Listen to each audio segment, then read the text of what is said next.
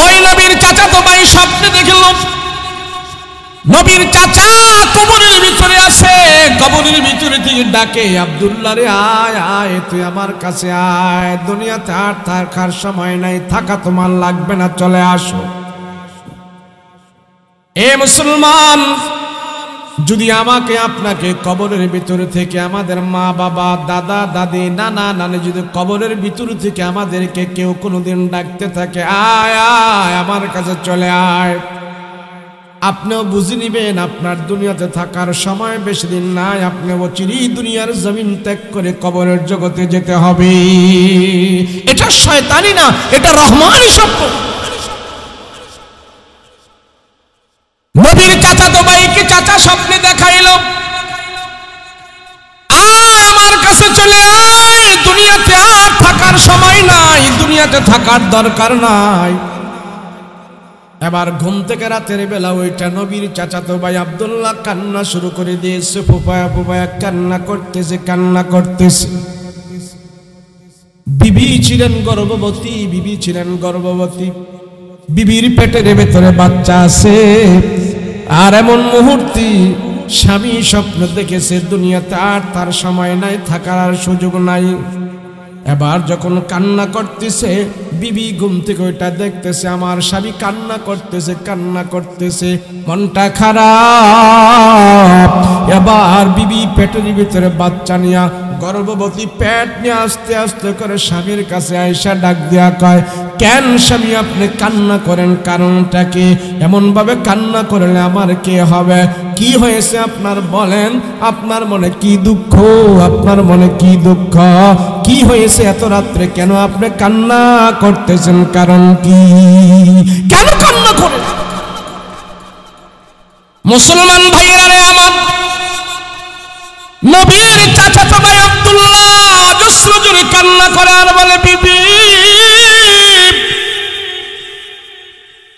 মনে হয় আমি আর দুনিয়ার জমিনে বেশি দিন থাকবো না, থাকবো না।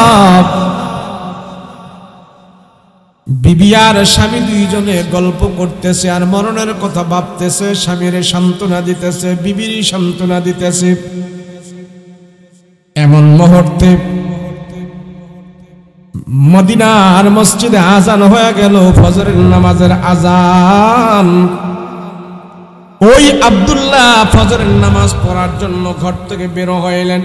ঘর থেকে বের হওয়ার পর এবার দেখতেছেন তার ঘরের সামনে একটা খেজুর গাছ, ওই খেজুর গাছের উপরে সুন্দর সাদা রঙের একটা পাখি।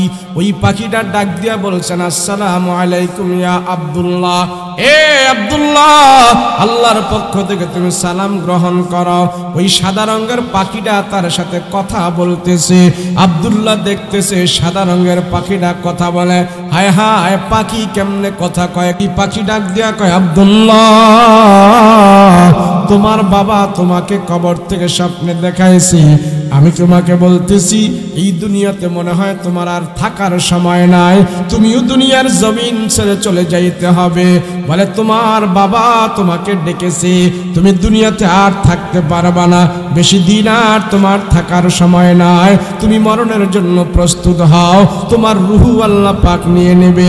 আব্দুল্লাহ কয়, তোমার বলা লাগবে না, আমি বহুত আগেই জেনে ফেলেছি, রাতের বেলা স্বপ্ন দেখি বলে ফেলেছি, জেনে ফেলেছি, আমি আর দুনিয়াতে থাকবো না, তোমার বলার দরকার নাই, আমি জেনে ফেলেছি দুনিয়াতে আমি আর থাকবো না, তোমার কওয়া লাগবো না, তুমি কে?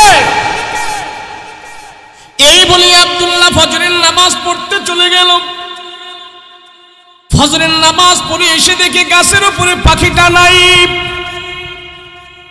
পাখি চলে যাওয়ার আগে বলেছে, আব্দুল্লাহ, তোমাকে আমি মৃত্যুর সংবাদ দিলাম, তোমার কাছে আমি আবার আসবো, আবার আসবো, আবার তোমার সাথে আমার সাক্ষাৎ হবে। আব্দুল্লাহ কথা বলে পাখিটা চলে গেল।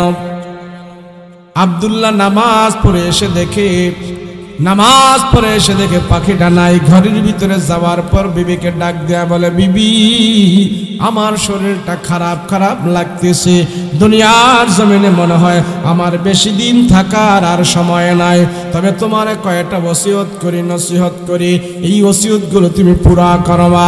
এবার স্বামীকে পাশে বাইয়া, স্ত্রীকে পাশে বসাইয়া স্বামী আব্দুল্লাহ বিবির বলতেছেন, বিবি গ, তোমার পেটের মধ্যে যে আমার সন্তান আছে, আমার এক নম্বর ওসিয়ত হইল এই সন্তানটাকে দুনিয়ার জমিনে আসার পর এই সন্তানকে তুমি কোরআনের খাদেম বানাইবা, এটা আমার পক্ষ থেকে এক নম্বর নসিহত তোমার উপরে। দুই নম্বর নসিহত হইল আমি যখন মারা যাব, আমার মৃত্যুর পরে তুমি কোনো জওয়ান হুজুর দিয়ে আমার জানাজার নামাজ পড়াইবা না, একজন বৃদ্ধ মানুষ দিয়া আমার জানাজার নামাজ পড়াইয়া দেবা। বৃদ্ধ একজন মানুষ দিয়ে তুমি আমাকে জানাজার নামাজ পড়াবে, এটা তোমার উপরে আমার নসিহত এবং ওসিয়ত। এই কথা বলে যখন নাকি নবীর চাচাতো ভাই আব্দুল্লাহ রাদিয়াল্লাহু আনহু ঢলে পড়ে গেল, মৃত্যু হয়ে গেল। ইন্তেকাল হওয়ার পর বিবি এবার ঘর থেকে বের হয়ে গেছে।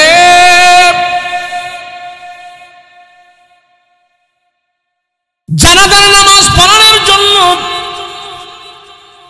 বৃদ্ধ একজন ইমাম সাহেবকে তালাশ করতেছে, বৃদ্ধ একজন হুজুরকে তালাশ করতেছে। আমার স্বামী আমার উপরে ওসিয়ত করে গেছে, দায়িত্ব দেয়া গেছে, আমার স্বামীর ওসিয়ত অনুযায়ী তার দায়িত্ব পুরা করতে হবে। রানের বের হয়ে গেছে, রাস্তায় বের হয়ে গেছে। বের হয়ে যাবার পর একজন বৃদ্ধ মানুষের সাথে সাক্ষাৎ হয়েছে। বলে, আপনাকে তো খুঁজতেছি। বলে, কেন? কয়, আমার স্বামী গতকাল রাত্রে মারা গেছে, আমার স্বামীর জানাজার নামাজ পড়ানোর জন্য একজন বৃদ্ধ মানুষের দরকার, আপনাকে পেয়েছে, আসেন। এবার ওই বৃদ্ধ মানুষটা জানাজার পড়ানোর জন্য হাজির হয়েছে। এবার জানাজার খাটিয়া যখন নাকি সামনে হাজির করা হলো, ওই বৃদ্ধ লোকটা নামাজ পড়াবে। আর সব মুসল্লিরা যখন হাজির হয়েছে, জানাজা যখন শুরু হবে, এমন মুহূর্তে সাদা একটা পাখি এসে ছট করে কাফনের কাপড়গুলো ঠুকরায় ঠুকরায় কাফনের বাঁধগুলো খুলতেছে, কাফনের বাঁধগুলো খুলতেছে। আলহামদুলিল্লাহ আলহামদুলিল্লাহিল্লাযী খালাকাল ইনসান ওয়া আল্লামাহুল বায়ান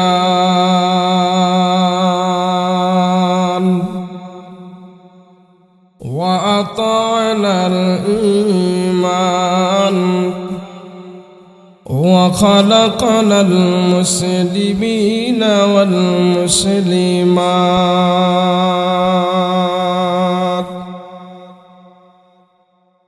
সাল্লাল্লাহু তাআলা আলাইহি ওয়া আলা আলিহি ওয়া আসহাবিহি ওয়া আজওয়াজিহি ওয়া আহলি বাইতিহি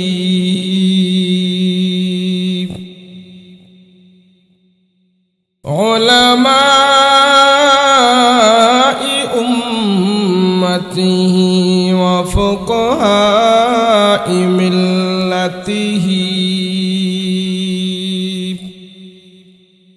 ওয়া নুজাবাই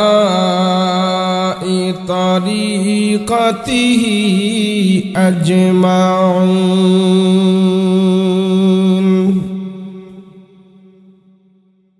الذي أرسله الله تعالى بالحق بشيرا ونذيرا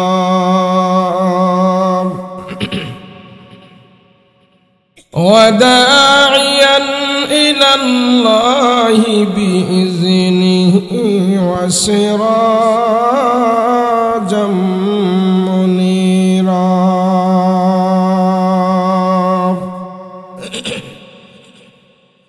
أما بعد فأعوذ بالله من الشيطان الرجيم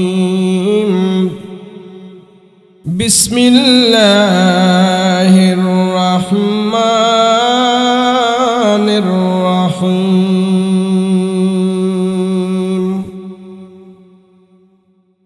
ইয়া আইয়াতুহান নাফসুল মুতমাইন্নাহ ইরজিই ইলা রাব্বিকি রাদিয়াতাম মারদিয়াহ ফাদখুলি ফি ইবাদি ওয়াদখুলি জান্নাতি।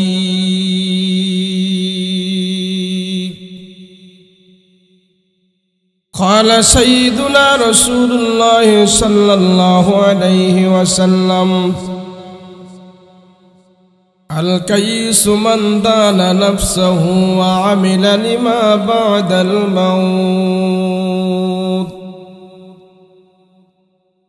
أو كما قال النبي عليه الصلاة والسلام.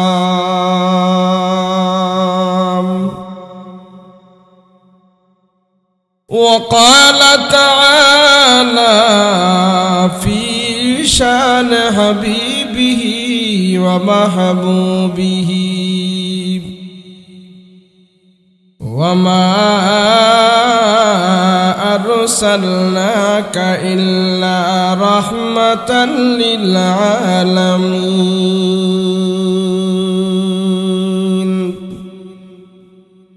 صلى الله على سيدنا ومولانا محمد وعلى آله وأصحابه أجمعين. بلغ العلا بكماله كشف الدجى بجماله حسنت جميع خصاله. صلوا عليه وآله.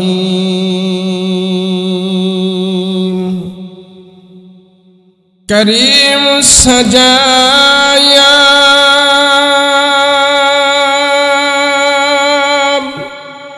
جميل الشيم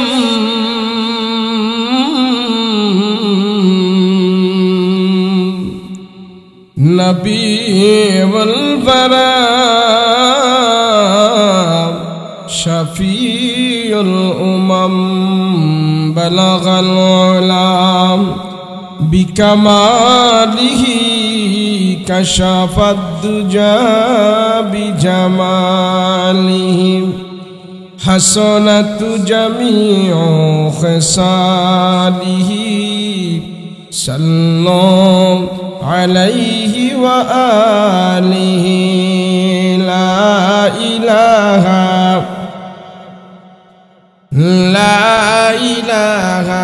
إلا الله.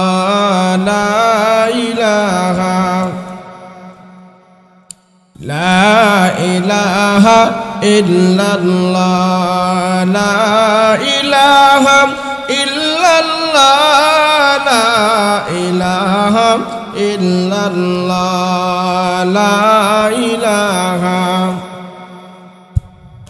لا إله إلا الله محمد رسول الله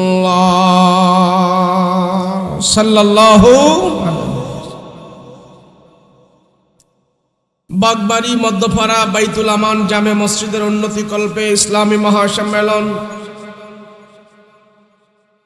আজকের মাহফিলের শ্রদ্ধাভাজন সভাপতি আলহাজ কৃষিবিদ মোহাম্মদ ফজলুর রহমান সাহেব, প্রধান অতিথি জনাব আলহাজ হারুনার রশিদ হীরা সাহেব, সম্মুখ পান উপবিষ্ট দিনদার মুত্তাকি পরহেজগার ভাইয়েরা, পর্দার অন্তরালে অবস্থানরত আমার শ্রদ্ধা মা বোনেরা, আল্লাহ পাকের দরবারে কালেমাত শুকর আদায় করছি, বলি আলহামদুলিল্লাহ।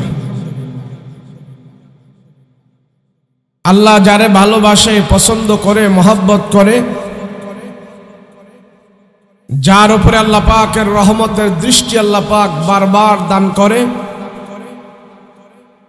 আল্লাহর ওই পছন্দের বান্দাটাকেই আল্লাহ পাক অসংখ্য অগণিত মানুষ থেকে বাছাই করে এই গুনাহমুক্ত মজলিসে এসে বসার তৌফিক দান করেছে। এই যে পোলাপান কেমনে আওয়াজই করবো, নামাজ এমনি বাজাইবো, এই যে যারা মাহফিল টাফিল দিয়েছে হেরা কি দেখে না?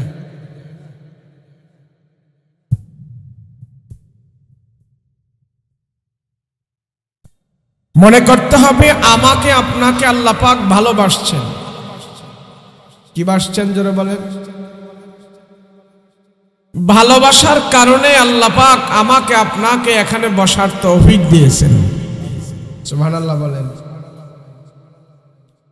আচ্ছা, আপনারা যে এখানে এতক্ষণ বসেছিলেন, বলেন আপনারা কোনো গুনাহ করছেন? এখানে বসে বিড়ি টিড়ি খাইছেন? কোন গুনার কাজ করছেন এখানে বসা? 1 ঘন্টা 2 ঘন্টা বসেছিলেন, আপনাদের দ্বারা কোনো গুনাহ হয় নাই, কথা বলেন ঠিক কিনা? ওয়াজ মাহফিলে আসলে, বসলে, বললে, শুনলে সর্বপ্রথম যে ফায়দাটা হয় ওইটা হইল বান্দা ওয়াজ মাহফিলে বসা থাকা অবস্থায় সে কোনো গুনাহ করে না। সর্বপ্রকারের গুনাহ থেকে সেক্ষেত্রে সর্বপ্রকারের গুনাহ থেকে আমি আপনি এখন মুক্ত, কথা বলেন ঠিক কিনা?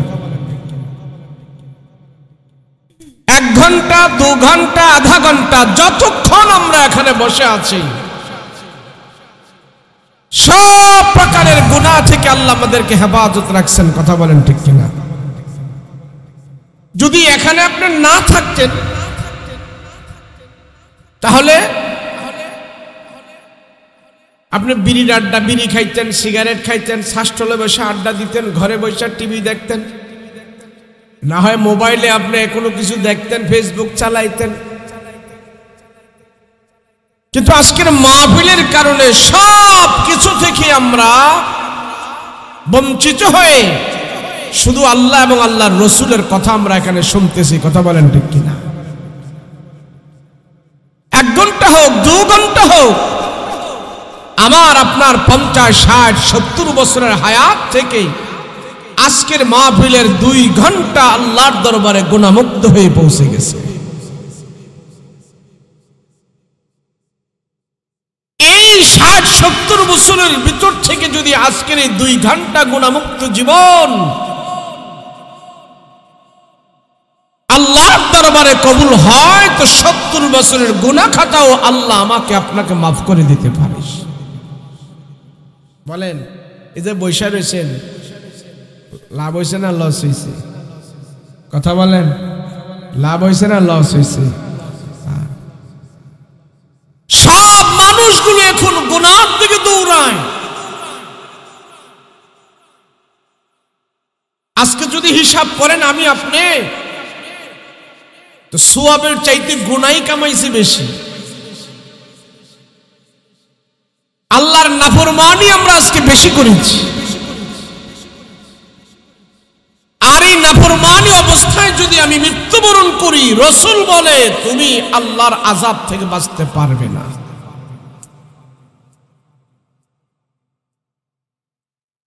আমি কোরআনে হাকিম থেকে একটা আয়াত তেলাওয়াত করেছি।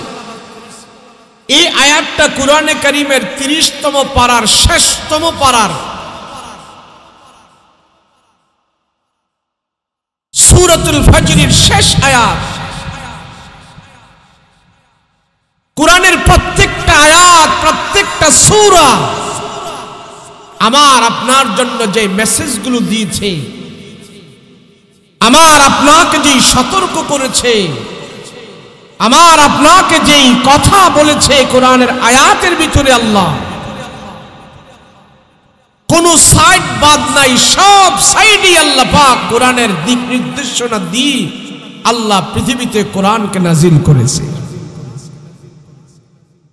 এমন কোন সাইড বাদ নাই।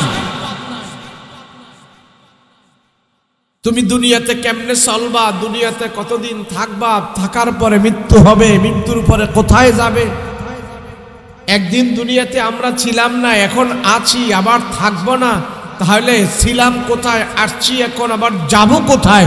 সব কিছুর সমাধান, ব্যাখ্যা, বিশ্লেষণ আল্লাহ পাক কোরআনের আয়াতের মাধ্যমে ধরে তুলেছে। কোথায় আমি ছিলাম, আছি এখন, আবার যাব কোথায়? বলেন আমরা দুনিয়াতে তো একদিন ছিলাম না, ছিলাম কি, কয়া ছিলাম? হ্যাঁ, রুহের জগতে ছিলাম। সেই জগৎ সম্পর্কে আমাদের কোনো খবর নাই।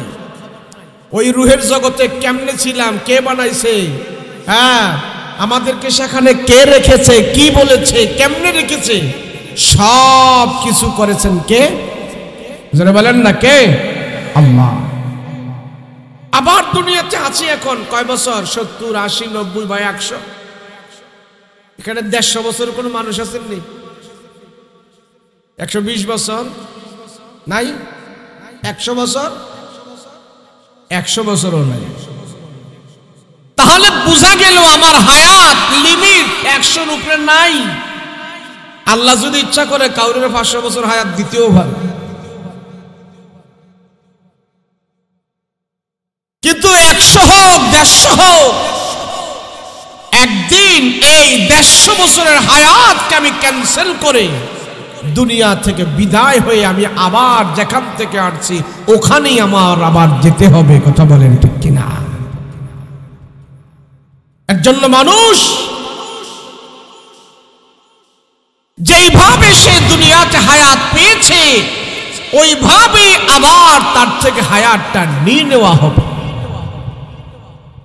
তাহলে বোঝা গেল আমার থেকে যদি হায়াত নিয়ে নেওয়া হয়, আমার জিন্দেগি যদি আবার নিয়ে যায়, তাহলে এই জীবন, এই জিন্দেগি, এই দেহ, এই বডি, এগুলি আমার না। কথা বলেন ঠিক কিনা?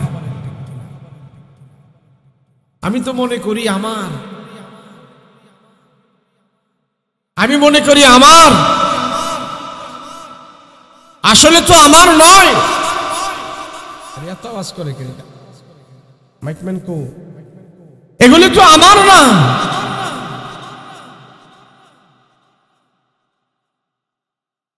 এ হাত আমার নয়, এ চোখ আমার নয়, এ কান আমার না। এগুলি আমাকে কিছুদিনের জন্য ব্যবহার করতে দেওয়া হয়েছে। কথা বলেন ঠিক কিনা? কিছুদিনের জন্য। বলেন আমার যে অঙ্গ প্রত্যঙ্গগুলো আছে এগুলি কি আমার নাকি আমারে দেওয়া হয়েছে? কথা কয় না? যদি আমারই হইতো তাহলে আমি কি আমার চুলের মধ্যে কলম লাগাইতাম? এটা সাদা হইতে দিতাম? একটা লোক এখানে পাওয়া যাইতো না তার দাড়িগুলো সাদা হোক, এই চিন্তা সে করে। এ দাড়ি আমার না, সেজন্য দাড়িগুলো সাদা হয়ে যায়। যদি আমার হইতো আমি সাদা হইতে দিতাম না। কথা বলেন ঠিক কিনা? সাদা হয়ে যাওয়ার পরেও আমি রং সং করে কালো, লাইট মেরে রাখছে কেন? সাদা হওয়ার পরেও আমি এগুলো কালো করে রাখি, মেহেন্দি দিয়ে রাখি, যেন সাদা না। এরপরেও কি আমার কথা শোনে? এরপরেও কি আমি যে কালি সালি মাইখা রাখি কালো হয়ে থাকে নাকি সাদা হয়ে যায়? তাহলে বুঝতে হবে এগুলি কি আমার না, আমাকে কিছুদিনের জন্য ব্যবহারের জন্য দেওয়া হয়েছে। এ চুল আমার নয়, এ চোখ আমার নয়। যদি এই চোখ আমার হতো তাহলে আমি কোনোদিন চোখের মধ্যে এত পাওয়ারওয়ালা চশমা লাগাইতাম না। কথা বলেন ঠিক কিনা? তাহলে বুঝা গেল এই চোখ এটা আমার নয়, আমাকে কিছুদিনের জন্য দেওয়া হয়েছে, আমানত হিসাবে ব্যবহার করো। তেমনি ভাবে আমার পুরোটা জিন্দেগি, আমার দেহ, আমার বডি, এগুলিকে আমাকে দেওয়া হয়েছে কিছুদিনের জন্য ব্যবহার করতে। এগুলির মালিক আমি না। মালিক যদি হইতাম তাহলে আমার চামড়া ঢিলা হোক, এটা আমি চাই না। আমার দাঁতগুলো নাড়াচাড়া করুক, এটা আমি চাই না। আমার চোখের পাওয়ার নষ্ট হোক, এটা আমি চাই না। আমার বার্ধক্য চলে যাক, এটা আমি চাই না। আমি সব সময় জোয়ান থাকতে চাইতাম। কথা বলেন ঠিক কিনা? কিন্তু আল্লাহ বলে, বান্দা যত যা কিছু করো ঘুরিয়ে ফিরিয়ে আবার আমার কাছে আসতে হবে। কেন? আমি আল্লাহ তোমাকে দিয়েছি, এটা স্বীকার করতে হবে।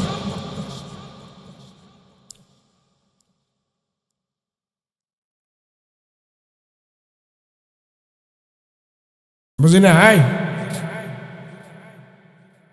ভাই, এটা ওই সেদিকে ফিরাই দেন আপনি, একটু ওইদিকে ফিরান বা আমার দিকে ফিরান। ফিরাই আবার এটা কমাইলে আমার কথা কইতে সমস্যা। ফিরান, এদিকে ফিরান দেন।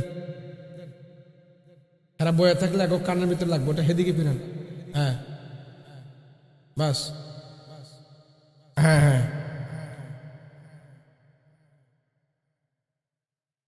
এনে এত লোক কি বাজার না কেনে মেলা বসে?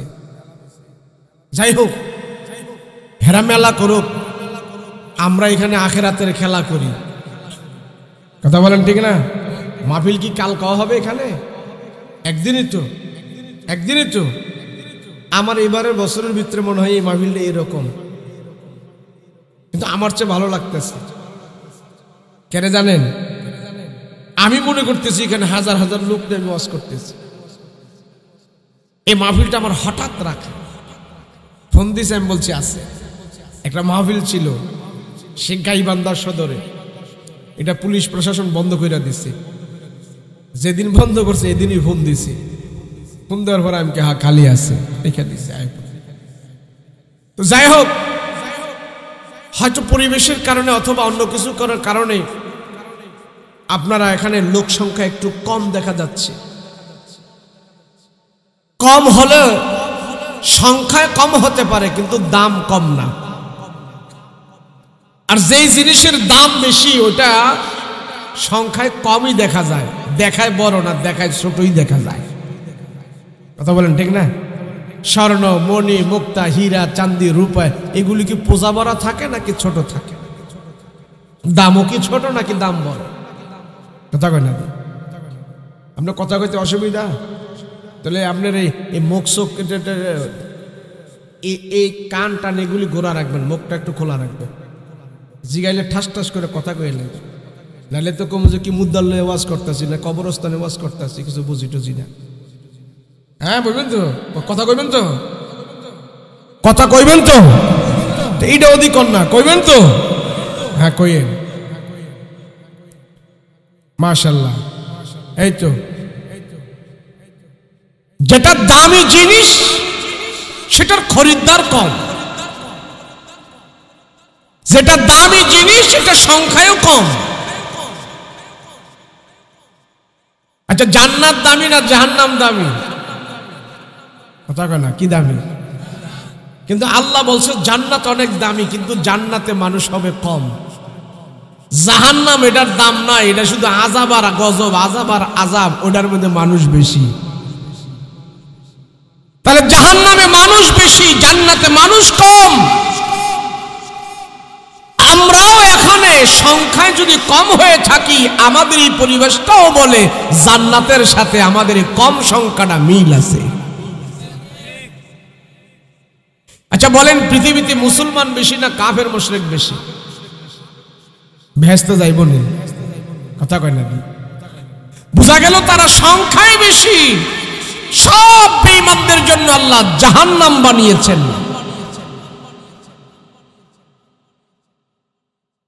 বাজারে মাছ বেচে না মাছওয়ালারা? কথা কয় না, মাছ বেচে না? কিছু মাছ আছে পচা দুর্গন্ধ বের হইছে, এত দুর্গন্ধ, মাছই খালি বিলবিল করতেছে, প্রচুর মাছ। আর কিছু মাছ আছে টাটকা মাছ, এটার কাছে মাছই নাই। পচা মাছে মাছই বেশি, টাটকাটায় মাছই কম। তাই বিদায়কে টাটকা মাছের দামও কম। কথা কন না কে? ওয়াজ মাহফিল, আল্লাহ রসুলের কথা, আখিরাতের কথা, কোরআনের কথা, হাদিসের কথা, এটা টাটকা জিনিস, আল্লাহর কাছে অনেক দামি। এখানে মাসি কম। কথা বলেন ঠিক কিনা? নাচানাচি, গান বাদ্য বাজনা, না মহিলা পুরুষ বেপর্দা হয়ে বেলাল্লা হয়ে নাচানাচি করতেছে, গান বাদ্য করতেছে, যাত্রা থিয়েটার, ওইখানে মাছের অভাব নাই। কেন? ওইটা পচা দুর্গন্ধ বের হয়েছে ওখানে, সেই জন্য মানুষের অভাব নাই। কথা বলেন ঠিক কিনা? এরপরও কি আপনাদের মন খারাপ? মন খারাপ এখন আপনাদের? মন খারাপ হবে কেন? রাসূল যেদিন কোরআনের কথা বলেছে শুধু একা নিজেই বলেছে, ডাইনে বামে কেউ ছিল না। 13 বছর নবীজি কথা বলেছে, দাওয়াত দিয়েছে, সংখ্যায় কমই ছিল, কাফেররাই বেশি ছিল, কিন্তু বিজয় আল্লাহ কমের পক্ষেই দিয়েছেন। কথা বলেন ঠিক কিনা? এমনি ভাবি তাম দুনিয়ার ভিতরেও বেঈমানের সংখ্যা বেশি, ইমানদারের সংখ্যা কম। এরপরেও আল্লাহ পাক বলেন ইমানদারেরাই শেষ হাসিটা হাসবে, ইমানদারেরাই শেষ সুখটা ভোগ করবে, ইমানদারদেরকে আমি আল্লাহ শেষ শান্তি দিব, যেই শান্তির ভিতরে তাদেরকে প্রবেশ করাবো, জান্নাতের ভিতরে তাদেরকে প্রবেশ করাবো। ওই জান্নাতের ভিতরে ইমানদারদের কোনো দিন অশান্তি হবে না। দুনিয়াতে যত দুঃখ কষ্ট করেছে সব দুঃখ কষ্ট জান্নাতের ভিতরে যাওয়ার পর ভুলে যাবে। আল্লাহ বলবেন সেদিন আর তাদের দুঃখ দুর্দশা হবে না, মৃত্যু হবে না, অসুখ হবে না, বিসুখ হবে না, কষ্ট হবে না, অভাব হবে না, শুধু সুখের ভিতরে ইমানদারেরা জান্নাতে কাটাইতে থাকবে। তাহলে দুনিয়াতে আমরা কয় বছর কষ্ট করুন? 70 বছর, 80 বছর। আর মিয়া জেলখানায় তো 40 বছর থাকে মানুষ। কিছু কিছু জেলখানার ভিতরে এমন এমন অনেক মানুষ আছে 30 বছর হ্যাঁ জেলখানাতেই কাটাই দিছে। একটা লোক যদি জেলখানায় 30 বছর কাটাই দিতে পারে দুনিয়াতে থাইকা, তা আমি জান্নাত পাওয়ার জন্য, আখিরাতের আনন্দ ভোগ করার জন্য দুনিয়ার 70 বছরের জিন্দেগি কি কষ্টে কাটাইতে পারি না? এর জন্য রাসূল বলে ওই আখিরাতের জ্ঞান যার নাই সে হইল একবারে বোকা। কবরের জ্ঞান যার নাই সে হলো একবারে বোকা। তোমরা তাকে জ্ঞানী মনে করিও না। মুসলমান ভাইরা রে আমার, আল্লাহ পাক কোরআনে কারিমে বলেন ইয়া আইয়াতুহান নাফসুল মুতমাইন্না ইরজিই ইলা রাব্বিকি রাদিয়াতাম মারদিয়া ফাদখুলি ফি ইবাদি ওয়াদখুলি জান্নাতি। আল্লাহ এই আয়াতটা দিয়া তাম দুনিয়ার মানুষদেরকে বুঝাইতেছে, ও মানুষ, আমি আল্লাহ সেদিন জান্নাতে যাওয়ার জন্য কাদেরকে ডাকবো জানো? যাদের অন্তর আত্মাটা সবসময় পবিত্র রাখছে। আমার আল্লাহর কাছে সবচেয়ে বড় পছন্দের মানুষ হলো সে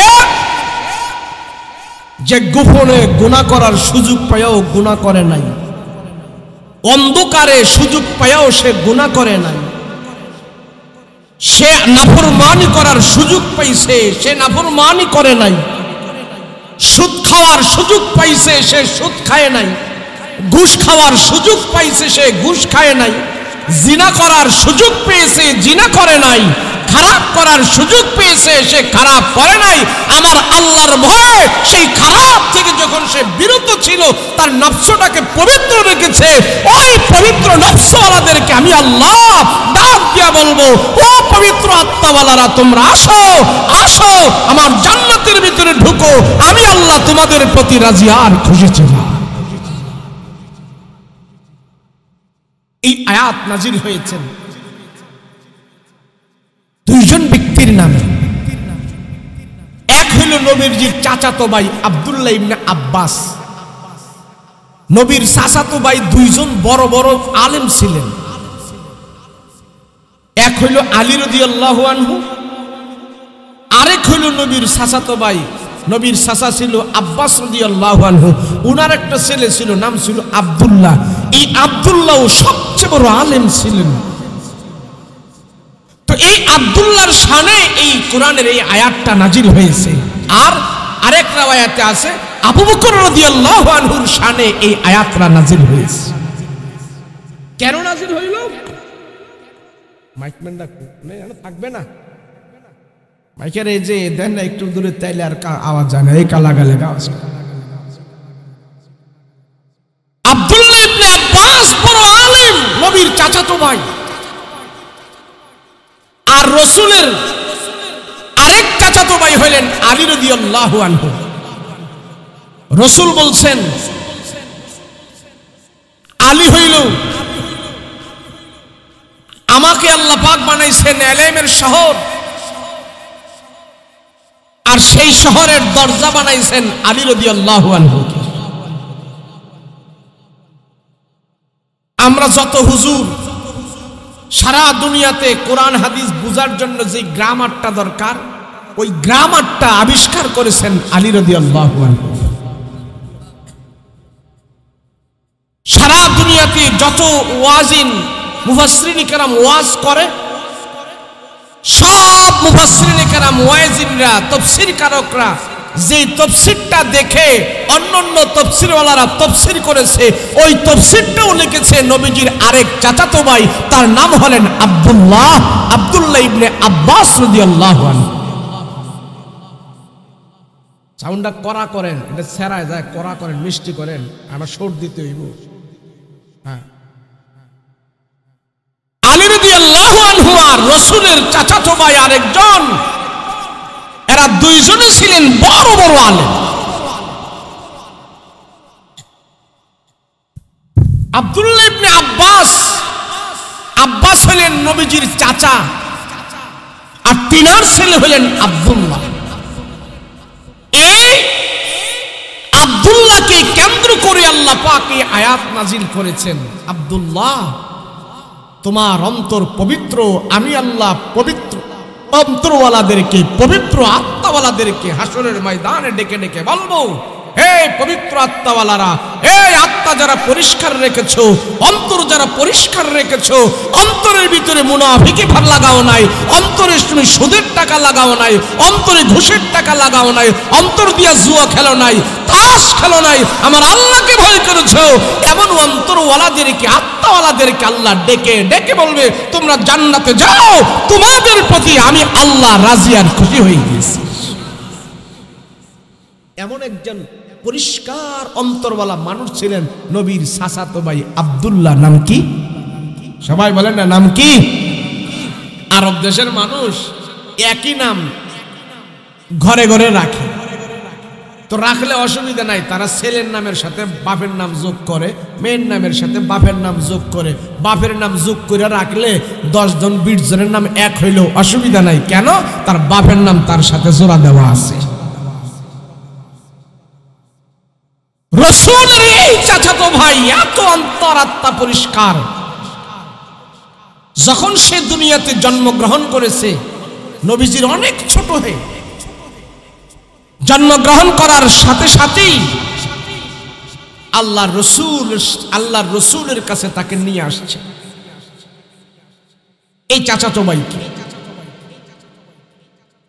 তো নবীজি তাকে দেখে দিলেন, দোয়া দুরুস করে দিলেন। কিছুদিন যাওয়ার পর এই আব্দুল্লাহকে তাহনিক করাবে। আপনাদের দেশে করায়নি তাহনিক? বুঝেন আপনারা, টাঙ্গাইলের মানুষ, বুজুর্গ ব্যক্তি দিয়া, ভালো মানুষ দিয়া, ভালো আলেম দিয়া বাচ্চাকে যখন আমরা বাহিরের খাবার খাওয়াই, তখন বাহিরের খাবার খাওয়ানোর আগে প্রথম বাহিরের খাবারটা আমরা হক্কানি কোনো আলেম বুজুর্গ কোনো ব্যক্তি দিয়া, এরপরে তার মুখের মধ্যে আমরা কোনো মিষ্টি জিনিস চিবাইয়া অথবা ওই ব্যক্তির মুখের লালা দিয়া তার মুখের মধ্যে দিয়া আমরা উদ্বোধন করি বাহিরের খাবার।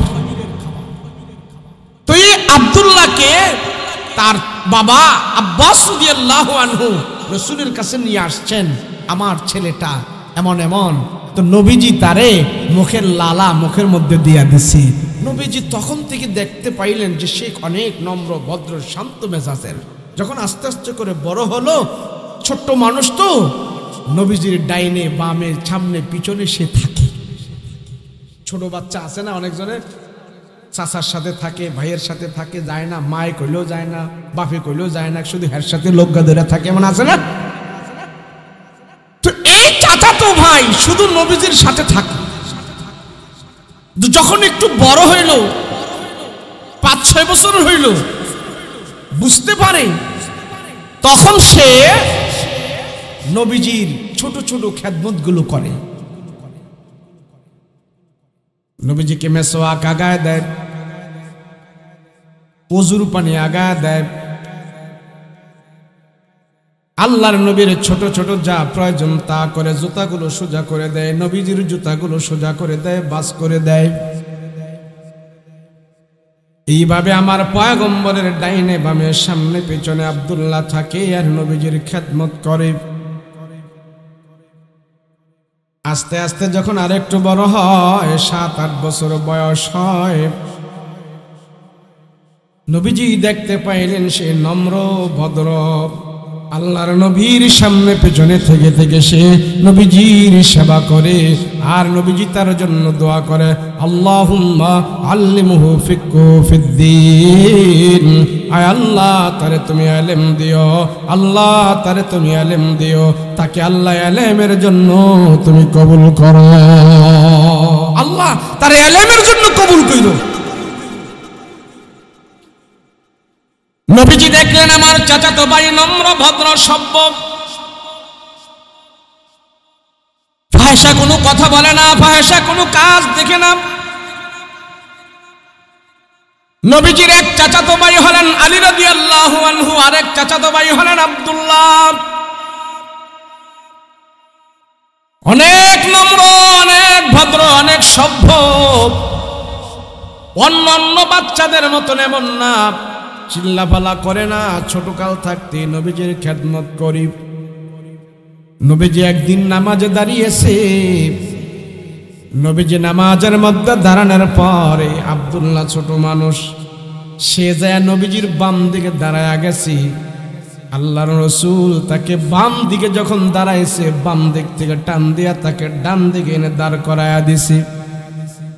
একজন যদি ইমাম হয় আর একজন যদি যায় বাম পাশে দাঁড়ায়, ওই ব্যক্তি বাম পাশে দাঁড়ানো ঠিক নয়, ডান পাশে দাঁড়াইতে হয়। আল্লাহর নবী তখনও সে নাবালক ছিলেন আব্দুল্লাহ, তখনও তার উপরে নামাজ ফরজ হয় নাই, কিন্তু নবীজির বাম পাশে দাঁড়ানোর কারণে নবীজি তার ডান পাশে আইনা দাঁড় করায় দিছে। সব সময় তুমি বাম পাশে, ডান পাশে দাঁড়াইবা, বাম পাশে দাঁড়াইবা না। এইভাবে নবীজির সাথে সঙ্গ দেয়। নবীজি শুয়ে থাকলে সেও শুয়ে থাকে, নবীজি বসে থাকলে সেও বসে থাকে, নবীজি কোথাও গেলে সেও যায়। আল্লাহর নবী দেখতে পাইলেন 7-8 বছর হয়ে গেছে, এখন থেকে এই চাচাতো ভাই নবীর সাথে রাতের বেলায়ও বিছানার মধ্যে ঘুমায়। রাসূল তারে রাইখা দিয়েছে, আমার সাথে থাকবা, আমার সাথে সবকিছু করবা। মুসলমান ভাইয়ারে আমার, আল্লাহর নবীর সাথে থাকতে থাকতে নবীর চাচাতো ভাই বুঝি ফেলল রাসূলের কখন কি লাগবে, কখন কি লাগবে, কি প্রয়োজন। রাহমাতুল লিল আলামিন রাতের বেলা যখন নাকি পয়গম্বর ঘুমায়, এশারের নামাজের পরে নবীজি কোরআন তেলাওয়াত করে কিছু নফল নামাজ পড়ে নবীজি ঘুমায়া যায়। আবার রাতের শেষ প্রহরে পয়গম্বর রাতের 3টার দিকে উঠিয়া তাহাজ্জুদের নামাজ পড়ে সুন্দর করে ওযু বানায় হাজত সারি। নবীজি ঘর থেকে উঠে দরজা খুলে যখন নাকি হাজতে গেল, ওই হাজত থেকে আসার পর আম্মা জান আয়েশা আমার পয়গম্বরের জন্য ওযুর পানি ব্যবস্থা করে রাখি। কিন্তু নবীজি যেদিন ঘর থেকে বের হয়ে যায়, আম্মা জান আয়েশা সব সময় পয়গম্বরের জন্য ওযুর পানি বানায় রাখি, ওযুর পানিটা পয়গম্বরের জন্য প্রস্তুত করে রাখি। আম্মা জান আয়েশাকে আমার নবীজি একদিন ঘুমন্ত রেখে আল্লাহর রাসূল বাহিরে গেছেন হাজত সারার জন্য। হাজত থেকে এসে দেখে আম্মা জান খাদিজা ঘুমন্ত আছি, আর আমার পয়গম্বরের জন্য মক্সের ভিতরে সুন্দর করে ওযুর পানির ব্যবস্থা করে রাখছি। নবীজি আশ্চর্য হয়ে গেল, ব্যাপার কি? আয়েশা তো ঘুমন্ত, কিন্তু আমার জন্য ওযুর পানি এখানে রাখলো কে? আর আব্বাস তো ছোট মানুষ, ঘুমায় থাকলে এত ঘুমের জ্বালাই বিভোর হয়ে থাকবে। রাহমাতুল লিল আলামিন হাজত সেরে আসার পর দেখতে পাইলেন বাহিরে সুন্দর করে ওযুর পানি রাখা আছে। নবীজি ওযুর পানি পাওয়ার পর আশেপাশে তাকায় থাকে, কে আমার জন্য এখানে ওযুর পানি রাখলো? এদিক সেদিক তাকায়, নবীজি কাউকে দেখতে পায় না। ওই ছোট চাচতো ভাই আব্বাস রাদিয়াল্লাহু আনহু, আব্দুল্লাহ ইবনে আব্বাস গাছের আড়ালে যায় আসে দাঁড়ায় রয়েছে। দেখি আমার পয়গম্বর কি করে ওযুর পানি পাওয়ার পর আম্মা জান আয়েশাকে পয়গম্বর ডাক দিয়া বলতেছে, আয়েশা তুমি এখানে ঘুমন্ত? বলে হ্যাঁ। বলে ওখানে ওযুর পানি কে রাখছে আমার জন্য? আয়েশা বলতেছে, মনে হয় আব্দুল্লাহ আপনার জন্য ওযুর পানি রাখছে, আপনার চাচতো ভাই। আল্লাহর নবী আব্দুল্লাহকে খুঁজে পায় না, আমার চাচতো ভাই বিছানার মধ্যে নাই, খুঁজে পায় না। রাহমাতুল লিল আলামিন যা বলতেছে, আব্দুল্লাহ তুমি কোথায়, তুমি কোথায়? নবী যখন বারবার তালাশ করতেছি, ওই গাছের আড়াল থেকে বলতেছেন, ইয়া রাসূলুল্লাহ আমি এখানে আছি। বলে তুমি এখানে কেন? তুমি কি ওযুর পানি আমার জন্য এখানে প্রস্তুত করে রাখছো কিনা? আব্দুল্লাহ ডেকে বলে, ইয়া রাসূলুল্লাহ আপনি হাজত সারার পর তো আপনার ওযুর পানির প্রয়োজন, সেই জন্য আমি প্রয়োজন মনে করি আপনার জন্য এখানে ওযুর পানিটা আমি রেখে দিয়েছি। আল্লাহু আকবার। রাহমাতুল লিল আলামিন ছোট মানুষ, চাচাতো ভাই আব্দুল্লাহর এই খেদমত দেখে আল্লাহর রাসূল আল্লাহর দরবারে হাত উঠায় দোয়া করলেন, আল্লাহ আমার চাচাতো ভাই আব্দুল্লাহ ইবনে আব্বাস, আমি রাতের বেলা আমার ওযুর পানির প্রয়োজন, সে আমার ওযুর পানির ব্যবস্থা করে দেয়। দিনের বেলা আমার টুকটাক খেদমত করে, আমার পিছনে পিছনে থাকে, আমার আগে আগে থাকে, আমার যা যা প্রয়োজন আমি কোনো বলা লাগে না, সে আমার খেদমত করে। আল্লাহ আমার এই চাচাতো ভাইকে আমি কি দিব দুনিয়াতে, আমি তারে কি দিব? আমার কাছে তো কোনো দেওয়ার কোনো নাই। ওই ছোট্ট ছেলে চাচাতো ভাই আব্দুল্লাহ নবীজির খেদমত করে, খেদমত করে। আল্লাহর নবী ছোট বাচ্চার প্রতি খেদমতে সন্তুষ্ট হইয়া নবীজি তার মাথার মধ্যে হাত দিয়া দোয়া করে, আল্লাহ আমার এই চাচাতো ভাইটাকে আল্লাহ তুমি কবুল করে নাও। আল্লাহ আমার এই ভাইকে তুমি কবুল করে নাও, আমার এই ভাইকে তুমি কবুল করে নাও। আল্লাহ দুনিয়াতে আমি তারে কিছু দিতে পারবো না, তুমি চাইলে তারে অনেক কিছু দিতে পারো। আমার এই ভাইটাকে আল্লাহ তুমি ইলমের জন্য কবুল করো, আমার চাচাতো ভাইকে আল্লাহ তুমি দ্বীনের জন্য কবুল করো, ইলমের জন্য কবুল করো। আল্লাহ তার ভরপুর ইলম দিয়া দাও, সে যেন দ্বীনের খেদমত করতে পারে, ইলমের খেদমত করতে পারে, তার ইলম দ্বারা যেন সারা জাহানের মানুষ উপকার হয়। নবীর দোয়া এমন ভাবে কবুল হয়েছে, আব্দুল্লাহকে আল্লাহ পাক এমন ইলম দিয়েছে। ওই আব্দুল্লাহ যে তাফসীর লিখেছে, ওই তাফসীরের নাম হলো আব্দুল্লাহ ইবনে আব্বাস, তাফসীরে ইবনে আব্বাস রাদিয়াল্লাহু আনহু। সারা দুনিয়ার যত তাফসীর আছে সমস্ত তাফসীর ওয়ালারা তাফসীরে ইবনে আব্বাস দেখে দেখে তারা তাফসীর লেখে। আল্লাহু আকবার। নবীজির দোয়া এমন ভাবে কবুল হয়েছে, আল্লাহ আমার ভাইকে কবুল করো। আব্দুল্লাহ ইবনে আব্বাস রাদিয়াল্লাহু আনহু নবীর চাচাতো ভাই, সারাটা জীবন ইলমের পিছনে মেহনত করে দিয়েছে।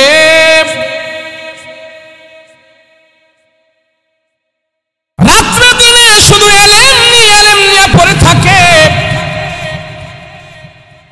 কোরআন হাদিসের গবেষণা নিয়ে পড়ে থাকে। কোরআন হাদিসের গবেষণা করতে করতে দুনিয়ার কোনো খেয়াল নাই, দুনিয়াতে এত কোনো টাকা পয়সাও কামাইতে পারে নাই, ইনকামও করতে পারে নাই। নবীর চাচাতো ভাই বড় একজন আলিম, বিবাহ শাদী করেছে, ঘর সংসার করেছি। এবার ঘর সংসার করার পর আস্তে আস্তে করে জিন্দেগি বাড়তেছে, চলতেছে। আব্দুল্লাহ বিবির সাথে থাকতেছেন। বিবাহ শাদী করার পর বিবির পেটের ভিতরে বাচ্চা আসছে। ওই আব্দুল্লাহ রাদিয়াল্লাহু আনহু রাতের বেলা একদিন স্বপ্নে দেখে তার বাবা ঘর থেকে, তার বাবা যখন দুনিয়া থেকে বিদায় হয়ে চলে গেছে, ইন্তেকাল করে কবরের মধ্যে আছে, সে রাতের বেলা স্বপ্নে দেখে আমার বাবা কবর থেকে আমাকে ডাকতেছে। নবীজির চাচা আব্বাস রাদিয়াল্লাহু আনহু রাতের বেলা তারে স্বপ্নে দেখাইতেছেন, আল্লাহ আব্দুল্লাহর বাবা কবর থেকে ডাকতেছেন, আব্দুল্লাহ রে, দুনিয়াতে আর তোমার থাকার সময় নাই, দুনিয়াতে থাকা লাগবে না, দুনিয়াটা থাকতে হবে না, দুনিয়াটা বড় খারাপ ধোকার জায়গা, তুমি দুনিয়াতে না থেকে আমার বাবার কাছে চলে আসো, আমার বাবার কাছে চলে আসো, আমি আর তুমি একসাথে থাকবো। এইভাবে যখন নাকি আব্দুল্লাহকে তার বাবা নবীজির চাচা কবর থেকে ডাকতেছে, রাতের বেলা স্বপ্নে দেখতেছি, রাতের বেলা এবং দিনের বেলা যখন বাবার কথা মনে হয় কান্নায় ভেঙে পড়ে। আর আব্দুল্লাহর বাবা কবর থেকে ডাকে, আব্দুল্লাহ দুনিয়াতে থাকার তোমার সময় নাই, তুমি আমার কাছে চলে আসো।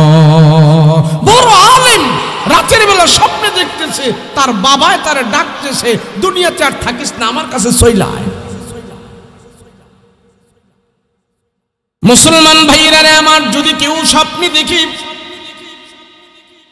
মানুষের স্বপ্ন হইল তিন প্রকার। কয় প্রকার জোরে কান, মনে রাখবেন, মানুষের স্বপ্ন হইল তিন প্রকার।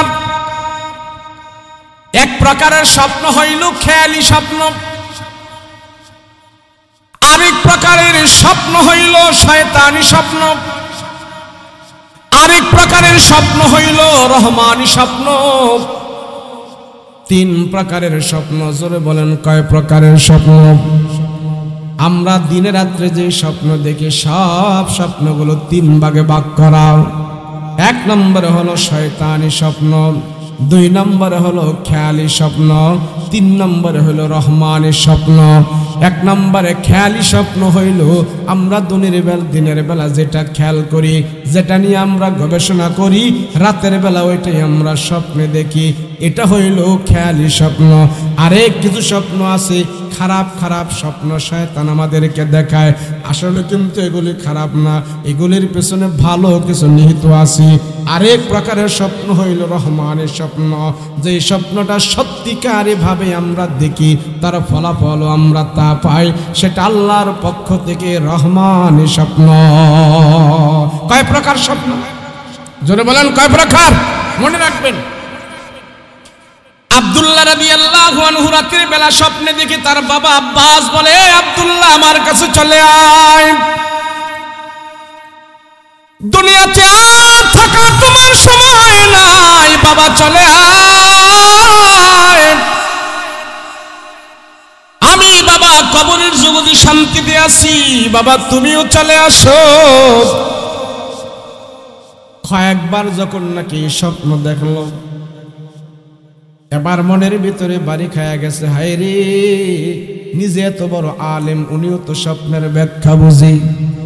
বাবায় যখন নাকি বলতেছে আমার কাছে চলে আসো, কবরের জগতে চলে আসো, তখন সন্তান বুঝে ফেলেছে দুনিয়াতে আমার আর থাকার সময় নাই, আর আমার থাকার সময় নাই। আমরা কিছু স্বপ্নে দেখি, দিনের বেলা আমরা এই কল্পনা জল্পনা এরম দেখি, রাতের বেলাও যায় এই স্বপ্নে আমরা দেখি না? কথা কোন দেখি না? যে যেই কাজ বেশি করে সে রাতের বেলাও ঘুমায়া ওই স্বপ্নই দেখে। কথা কয় না? এক লোক বিদেশ থাকে, তো বিদেশ গেছে, সবাই মনে করে উনি খুব বড় চাকরি করে, তো অনেকজনে বিদেশ থাকে, কিন্তু বিদেশ কি কাজ করে এগুলা কিন্তু মানুষের কাছে এসে বলে না। কেন অনেক সেখানে নিম্ন পদের কাজ আছে, কিন্তু পয়সা আছে, এগুলি মানুষের কাছে আইসা দেশে আইসা বলে না।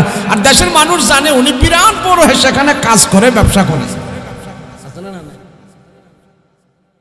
10 বছর পরে বিদেশের থেকে আসছে, আবার বউর সাথে যে ঘুমাইছে রাতের বেলা, সে বউ বিবির সাথে ঘুমাইছে। এখন রাতের বেলা ঘুমাইছে, ঘুমের মধ্যে কি সে বিদেশ আছে না বাড়িতে আছে এটা কি খেয়াল আছে? কিন্তু হ্যাঁ যেই কাজ কইরাইছে এই কাজ তো মনের ভিতরে আছে। বাড়িতে আসার পরে রাত্রে বউ আর স্বামী যখন ঘুমাইছে, এখন তো মাশাআল্লাহ দিলে ঘুমাইছে, ঘুমের ঘরের ভিতরে তো জামাই তো খালি কয় পুলিশ পুলিশ পুলিশ পুলিশ, খালি পুলিশ পুলিশ করতেছে। এখন বউ তো কয় আর এটা কয় কি, খালি পুলিশ পুলিশ কয় কি? ধাক্কা তাদের ঘুম তো উঠে তুমি পুলিশ পুলিশ করো খে, কই পুলিশ করলাম? এখন স্ত্রীর কাছে না বললে কি হবে? স্ত্রী তো বুঝে ফেলছে উনি কোন কাজ করে, কথা বলেন ঠিক কিনা? এখন যে দিনের বেলা যেই কাজ করে রাতের বেলা সে সেই কাজই স্বপ্নের মাধ্যমে করে। স্বপ্ন এটা হইল খেয়ালি স্বপ্ন। এক বেটার মনে হয়েছে কাল্লা খালি বিমান মাথার উপরে দাও আয়ে আর যায়, একদিন যদি বিমানটা দূর থাকতাম। মুরব্বী মানুষ, অনেকজনের এমন শখ আছে না, কথা কোন আছে না? আল্লাহ শুধু খালি বিমানটা উঠতে পারতাম, জীবনে আমার এই শখটা পুরো হইতো। এই স্বপ্নে দেখে ঘুমাইতেছে, ঘুমের ঘরে স্বপ্নে দেখছে হ্যাঁ বিমানে উঠছে। কি দেখছে? কি উঠছে? কথা কয় না, কি উঠছে? বিমানে উঠছে। এখন বিমানে উঠছে, এমন খুশি, খুশির ঠেলা হয় বিমানের জানালাটা কো, একটু বিমান তো উঠটা দেখতাম নিচেটা কেমন।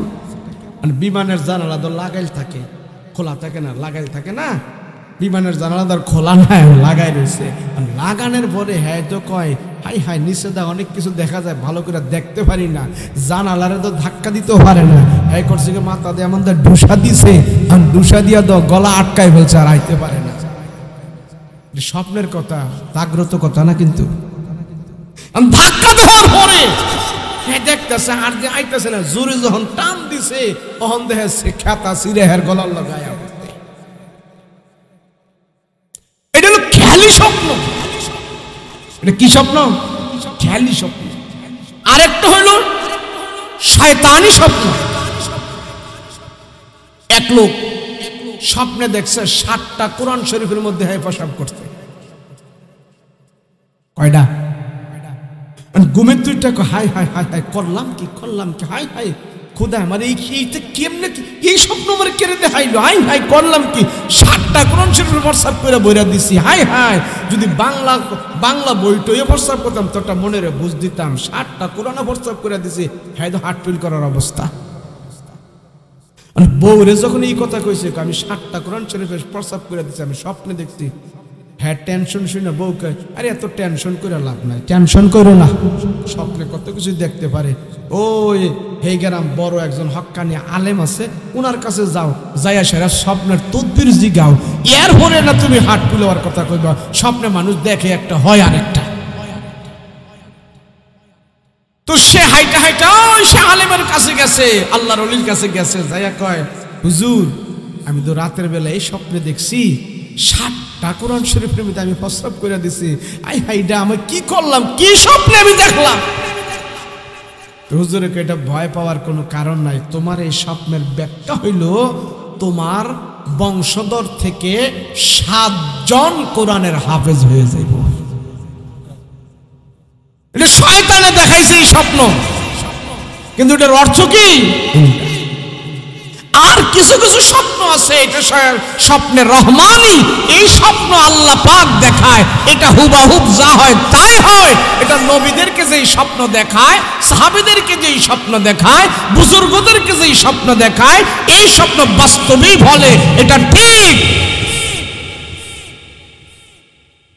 ওই না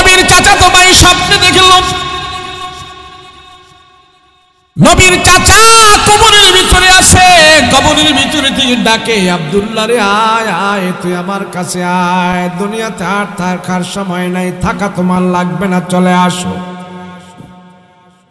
এ মুসলমান, যদি আমাকে আপনাকে কবরের ভিতরে থেকে আমাদের মা বাবা দাদা দাদি নানা নানি যদি কবরের ভিতরে থেকে আমাদেরকে কেউ কোনোদিন ডাকতে থাকে, আয় আয় আমার কাছে চলে আয়, আপনিও বুঝে নিবেন আপনার দুনিয়াতে থাকার সময় বেশি দিন নাই, আপনিও চিরই দুনিয়ার জমিন ত্যাগ করে কবরের জগতে যেতে হবে।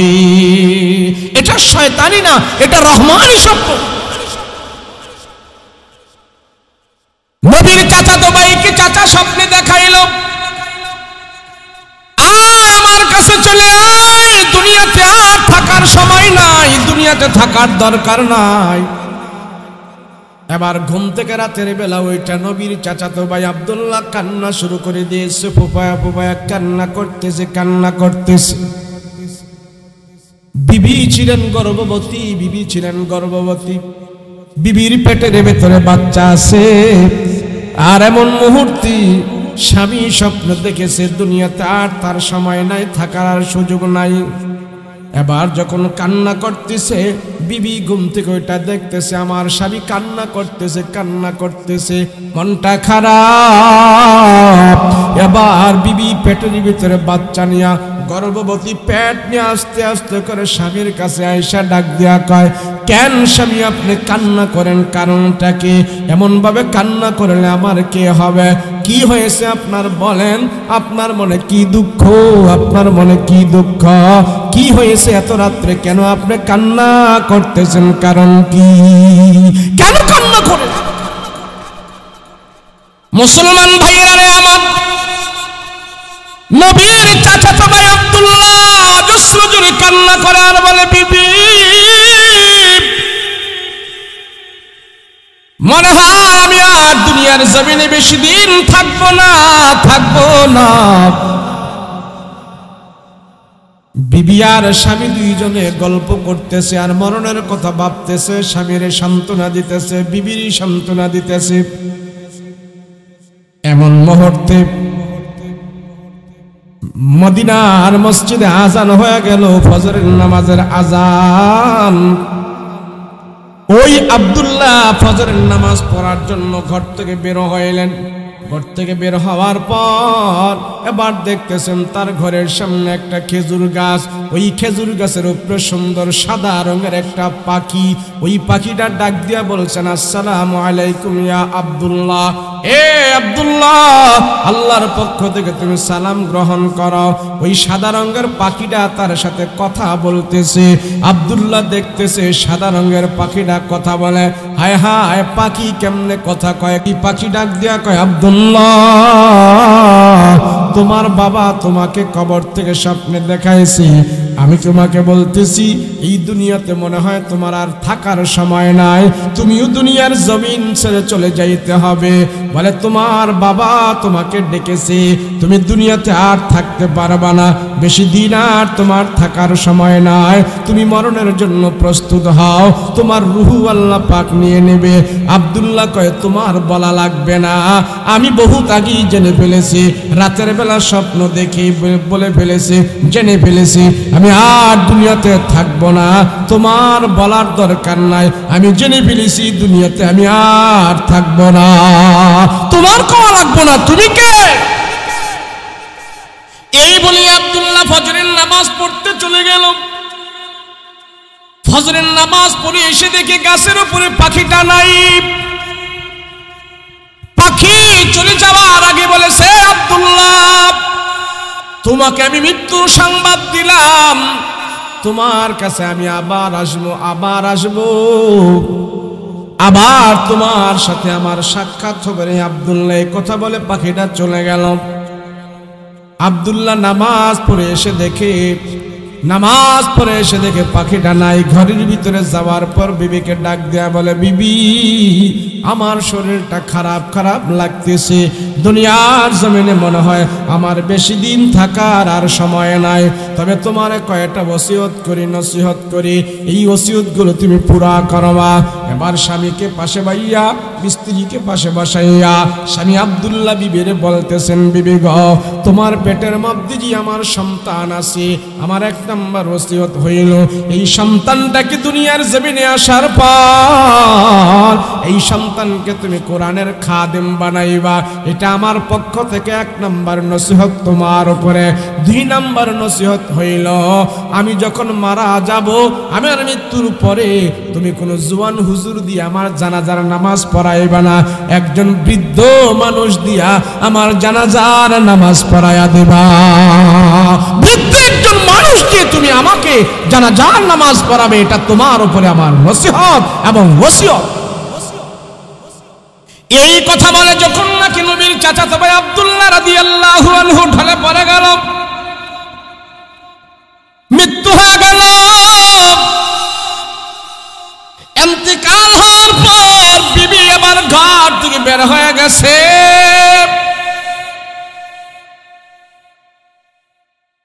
জানাজার নামাজ পড়ানোর জন্য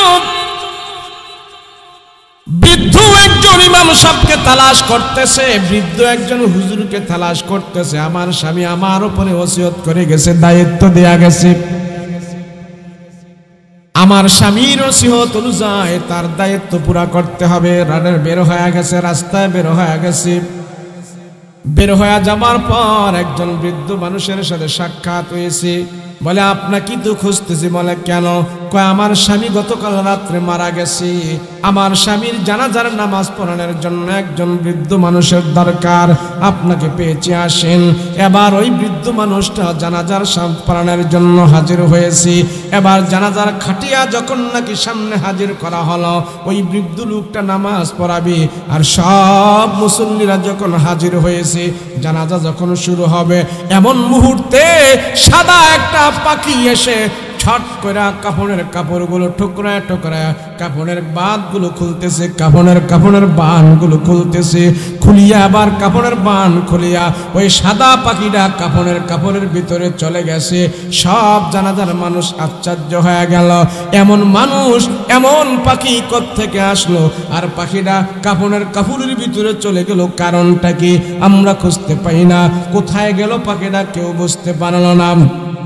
এবার সবাই যখন নাকি কাপড় খুলে দেখতেছে, না পাখিটা পাওয়া যায় না, কিন্তু কাপড়ের ভিতর থেকে একটা আওয়াজ হয়, ইয়া আইয়াতুহান নাফসুল মুতমাইন্না ইরজিই ইলা রাব্বিকা রাদিয়াতাম মারদিয়া ফাদখুলি ফি ইবাদি ওয়াদখুলি জান্নাতি। সব জানাজার মানুষ আশ্চর্য হয়ে গেল, একটা পাখি এসে কাপড়ের ভিতরে ঢুকে গেল। পাখি ঢুকে কোরআনের আয়াত তেলাওয়াত করে।